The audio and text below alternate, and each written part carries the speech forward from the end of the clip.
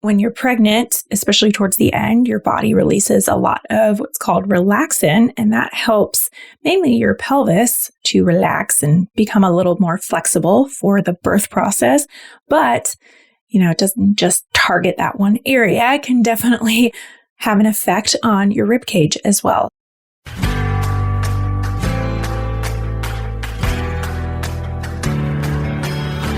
You're listening to the Mommy Labor Nurse podcast, where you'll gain the tools, knowledge, and confidence you need to erase the unknowns, feel in control, and have an even better birth, no matter how you deliver.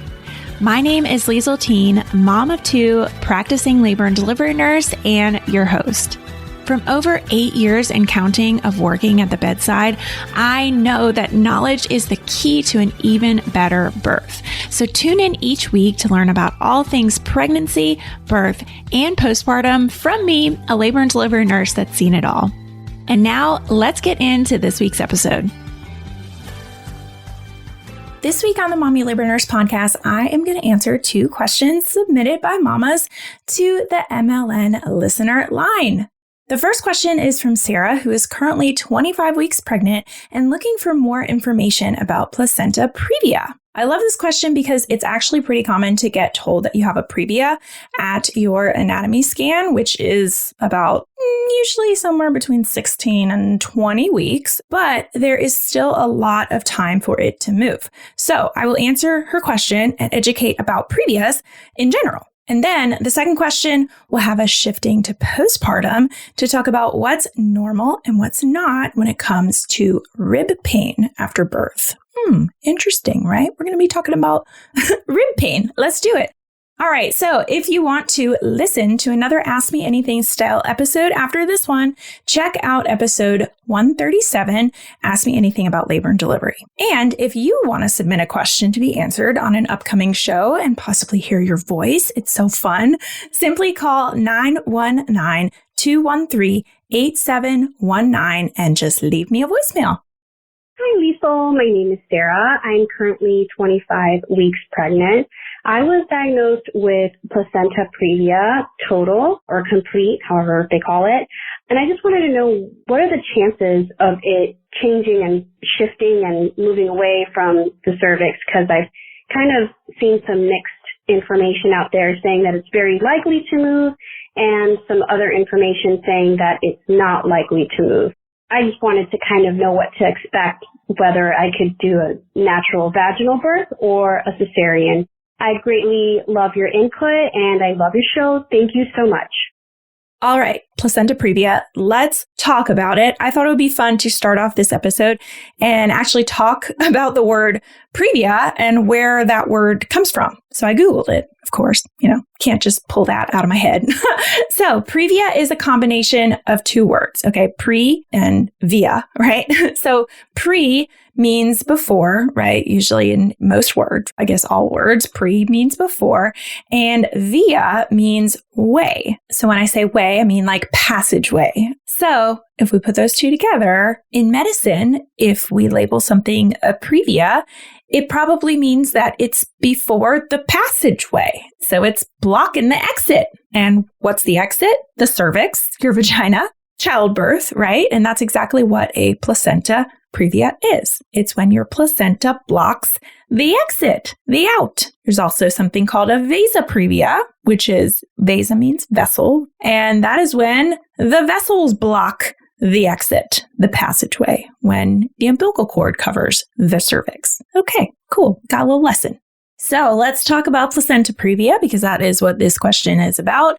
Sarah says she has a complete placenta previa. Now, like I just explained, placenta previa is where the placenta partially or completely covers the cervix. There's also a third one called a marginal placenta previa, and that is the least severe. Okay, I use severe, but severe is kind of a scary word, but it's the least severe of the 3, complete, partial, or marginal. And that is basically just where the edge of your placenta is touching your cervix, but it doesn't cover it at all. That one is the most common of the 3. It happens in about 1 in 100 pregnancies. Okay, and I know that actually sounds like pretty darn common, but you'll learn that it usually goes away. but that's the most common of the 3 previas. And then partial happens in about 1 in 150 pregnancies. And then complete is the rarest, which is what Sarah has. That is about 1 in 200 pregnancies, give or take. But in general, complete is the rarest, marginal is the most common. If you get diagnosed with a previa, it is usually found at your anatomy scan, and the likelihood of it resolving depends on its type. So, if you have a marginal placenta previa, you have a pretty high likelihood of it shifting and it moving away from that cervix. If you have a partial placenta previa, you have a little bit lower odds of it moving, but still a higher likelihood than if it is a complete placenta previa. And a lot of times people wonder, well, like, what does that even mean? What is shifting or like growing or moving? How does the placenta move? Okay, so I did a reel a while back, a few months ago. And if you think about a balloon, it's actually a pretty similar shape to your uterus. Okay, the cervix is a little long. The neck of the balloon is a little longer than what your cervix would be. But think about the neck of the balloon being your cervix, okay, and the actual balloon part being your uterus. So basically what I did was I drew a little shape with a Sharpie kind of right where that placenta would be if it were a marginal placenta. I couldn't really draw. I guess I could. It wouldn't have worked if it was a partial or complete. But I drew a marginal placenta previa. So I blew the balloon up, okay, and I drew it kind of on there, the little Sharpie shape, the little shape touching the neck of the balloon. And then what I did was I blew it up even further, and the Sharpie shape expanded and kind of grew up with that balloon. And that's exactly what your placenta does as your uterus expands, as it gets bigger. Not sure what you should be learning and doing in each week of pregnancy to feel your best and get prepared for birth? I know that when you're pregnant, it can feel impossible to stay on top of all the new stuff going on with your body, your baby, and your bulging at the seams to-do list. That's why I created the free weekly pregnancy series. Sign up to get tips, advice, and resources tailored to your exact week of pregnancy sent straight to your inbox every week. Sign up at mommylabornurse.com/IamPregnant to get your first email today. That's all one word, mommylabornurse.com/IamPregnant. See you in your inbox real soon. It's not that it necessarily moves like it crawls, like it moves locations. It grows with the uterus, and your uterus grows a lot during pregnancy, right? And there's a big difference between a 20-week uterine size and a 40-week uterine size. So if we think about the placenta and its size at 20 weeks versus 40 weeks, if it's a marginal placenta previa and it grows upwards, it can move pretty far. And usually that's what it does. Now, if you have a complete placenta previa, it's a little less likely to do this, but it still can happen where it kind of grows upwards that way. But usually what happens is it grows kind of the other way. Okay, so it gets diagnosed and you have a complete one. It's completely blocking the cervix and it grows like down instead of kind of growing up with the uterus. Nothing wrong with that. But if we're starting to see that it's doing that, that is a contraindication for a vaginal delivery because we have a placenta blocking the passageway. The baby cannot exit through the placenta. The baby cannot wear a placenta-shaped hat coming out. It does not work. It's in the way. So if you have a complete placenta previa, you will likely be told that you need a few more ultrasounds during your pregnancy. They're going to monitor it and see how it's growing, which way it's going, and they will advise you as your pregnancy progresses. If you get diagnosed with a marginal or even a partial placenta previa, they probably are going to want to do another couple ultrasounds too, just to check on its progress. And if they're seeing that it's turning into a complete placenta previa, that's when they'll say, let's monitor this even closer. But if they're starting to see, oh, wait a second, it's not a previa anymore, you're good, then you're good. If for some reason you have a partial placenta previa when you get diagnosed at 20 weeks and they keep monitoring it and it's not turning into a complete placenta previa, but it's not really like moving like we expect it to move and it's still a pretty partial placenta previa towards the end of your pregnancy, that is also a contraindication for a vaginal delivery. So they will advise you to have a C-section. But yeah, really the gist is you'll get monitored a little bit more, and we really can't predict what it's going to do until we give it time to do what it's going to do. Now, another thing you might be wondering about placenta previa is, okay, if I get diagnosed, is there anything I have to restrict or any kind of what do I do? So because there is a placenta right there, very close to your cervix, we're not going to do any vaginal examinations, and your provider is going to say, let's do some pelvic rest, okay? And that means we don't want to have any sex, okay? And avoid anything in the vagina. Pelvic rest. Give your vagina some rest. Nothing in there. Leave it alone. Because if we irritate it, it can cause bleeding. And we'll talk about that. We don't want the placenta to bleed. You also might have your physical activity restricted. We still want you to be, getting good physical exercise, right? But any really strenuous activities, your provider, depending on your diagnosis and also your symptoms, okay? If you're already coming in and you're having bleeding and you get diagnosed with a complete previa, they're going to say, we need to limit a lot of things and really closely monitor you.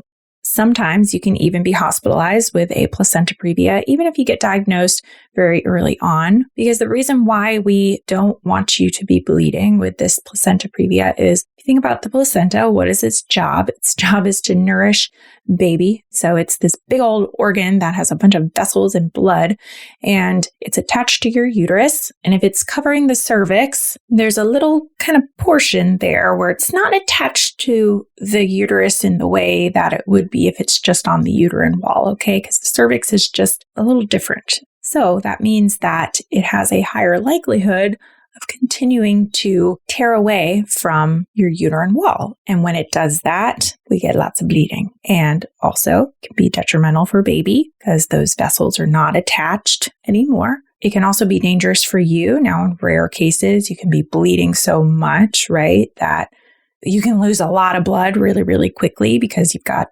part of your placenta still attached. Your body's like, I need to send blood there because there's a baby.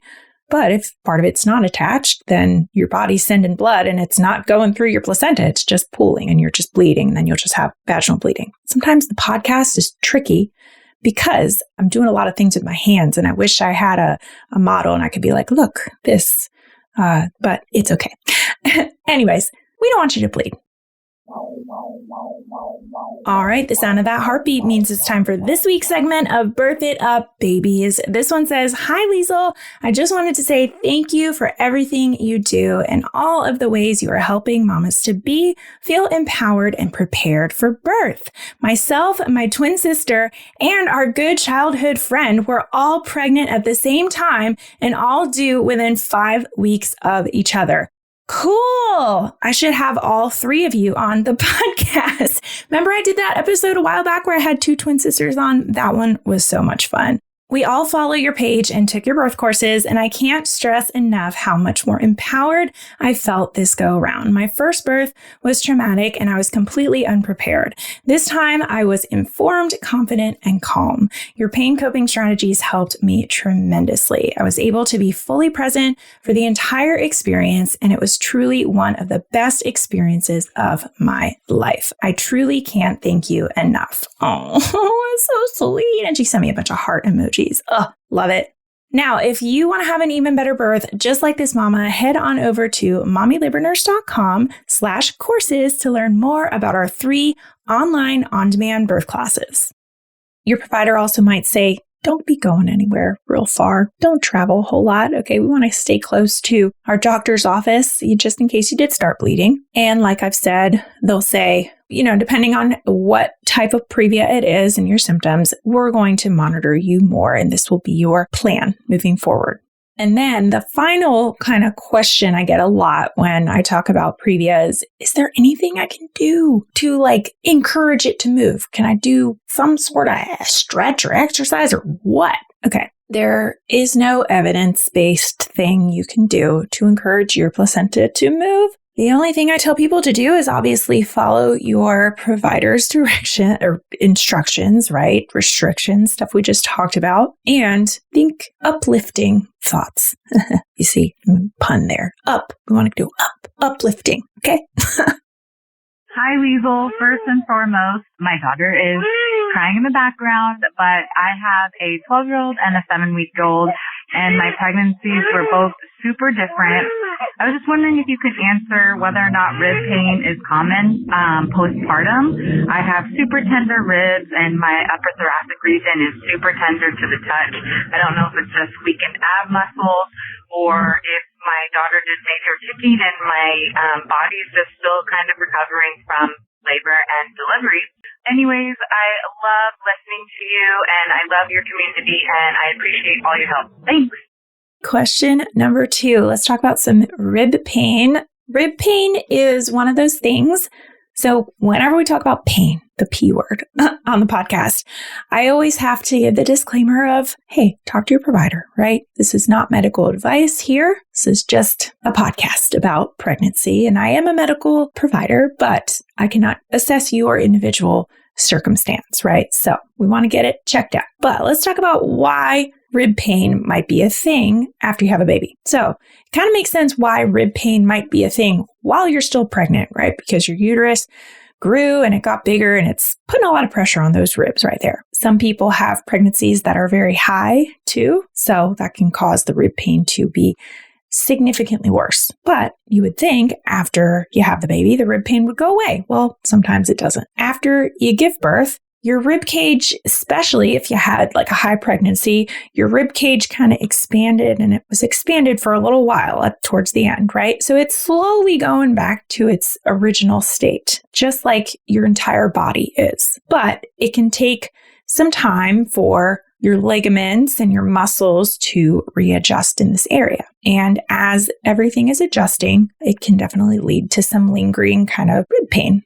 Another thing I like to bring up too that is like an aha moment for people is when we breastfeed, if you're breastfeeding, or even if you're not breastfeeding, our posture has a lot to do with our ribs and where our ribs kind of lie within our thoracic cage. So if you're always kind of hunched over, you can put a lot more strain on your ribs. And if you're breastfeeding, maybe you're holding your baby in the front, you might have worse posture. So one thing to do is if you are having significant rib pain, remember, talk to your provider first. But one thing you can do is really, really focus on that posture. That can make a huge, huge difference. It's just really like consciously thinking about that posture because that will encourage those ligaments and those muscles to kind of get back in their place. You can also do some stretching, like some nice, put your arms kind of back behind your back and do some arm stretching back there, or put your arms, kind of all the way above your head and do like a really wide stretch, like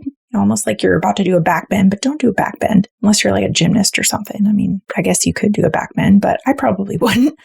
But yeah, stretching is always good. It's really just encouraging that area to kind of go back to normal. Now, I will say if your rib pain is getting worse, right, since birth, let's say you gave birth and you're like, it's not getting any better and it's actually getting a little bit worse, Liesl, this is when I really want you to talk to your provider, okay? Because there might be something going on. There might be something that you need an x-ray to get something diagnosed. Who knows? Another thing to mention too is let's talk about the hormones in play. When you're pregnant, especially towards the end, your body releases a lot of what's called relaxin, and that helps mainly your pelvis to relax and become a little more flexible for the birth process. But, it doesn't just target that one area. It can definitely have an effect on your rib cage as well. So all of that relaxin, all those hormones kind of pump in towards the end of your pregnancy can make that rib cage kind of expand even more. So it can make the process of coming back just a little bit more uncomfortable. But yeah, as the time passes, as your body is adapting to the changes it went through during pregnancy, it should gradually subside. I hope that answers your question. All right, guys. Well, this was a short and sweet little podcast episode. I hope you enjoyed. Again, if you want to come onto the podcast and hear your voice, be sure to call in. I will leave the number again. It is 919-213-8719. All you have to do is just a voicemail. Nobody answers. It just, beeps. And you just leave me a voicemail, just like you heard. Leave me a question. I might answer it on the podcast and hear your voice, and we can kind of have a conversation, but not really, because you're not going to, hear me until a few weeks later. But anyways, call. I love hearing your questions and answering them on the podcast. All right. Next week on the podcast, I'm going to be talking about some milestones you don't want to miss. 20 pregnancy milestones. This one's going to be very informative, concrete. Yeah, tune in. So I will see you guys next week. Already feeling a little more confident about pregnancy, birth, and newborn life? Don't forget to hit that subscribe button so you can continue to erase the unknowns and never miss an episode. And if you're looking for even more, Instagram is definitely where I hang out the most. Come join our community of more than 500,000 moms for birth education, tips, and solidarity. You can find me at mommy.labornurse. Check out today's show notes and a searchable library of every Mommy Labor Nurse podcast episode at mommylabornurse.com/podcast. And while you're there, be sure to head to the blog to learn about our online birth classes too. See you next week, and remember, you can have an even better birth no matter how you deliver.